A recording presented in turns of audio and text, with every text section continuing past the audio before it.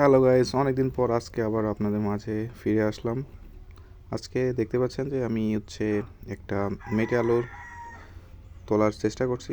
অনেক দিন আগে এটা বাসায় ছিল, গত বছর লাগানো হয়েছিল। তা চিন্তা করলাম যে দেখি সেটা কত বড় হয়েছে। তারপরে অনেকক্ষণ খোঁচাখুচি পরে দেখলাম যে দুই সাইডে দুইটা হয়েছে।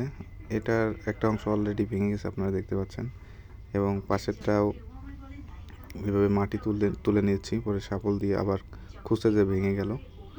পরে আবার চেষ্টা করলাম যে বাকি অংশটুকু যেটা আছে সেটা বের করি।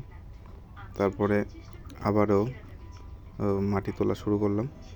মাটি তোলার পরে দেখতে পাচ্ছেন যে বাকি অংশটুকু সেটা আবার বের হয়ে এসেছে।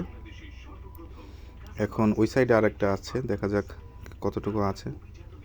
এবার খুঁজতে খুঁজতে দেখলাম যে বেশি না, ওইটাও সামান্য একটু খোঁচার পরে আমার দু একটা শাবল দিয়ে কোপ দেওয়ার পরে ওটাও উঠে চলে আসছে। দেখতে পাচ্ছেন সে ভাঙা অংশটুকু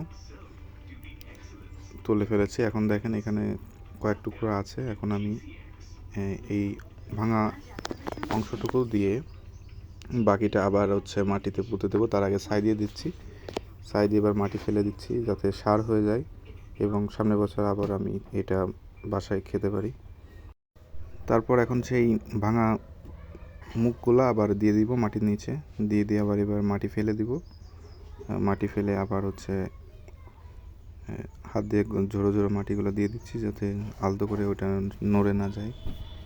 তারপর দেখতে পাচ্ছেন যে কোদাল দিয়ে আমি সুন্দর করে আবার মাটি দিয়ে ঢেকে দিচ্ছি, যেন আগামী বছর আবারও এখান থেকে মিঠে আলু তুলতে পারি। সেই হিসাবে সুন্দর করে তারপর সুন্দর করে মাটিগুলো সাজিয়ে দিলাম। এখন এখান থেকে যেন আগামী বছরে আবার নতুন আলু পাই। এখন সুন্দর করে আবার মাটিটা সাজিয়ে দিলাম। তারপর একটু নোংরা দেওয়া ছিল, দেখতে পাচ্ছেন। এখন আমার হাতে প্রায় 1.5 কেজি মতো আলু আছে।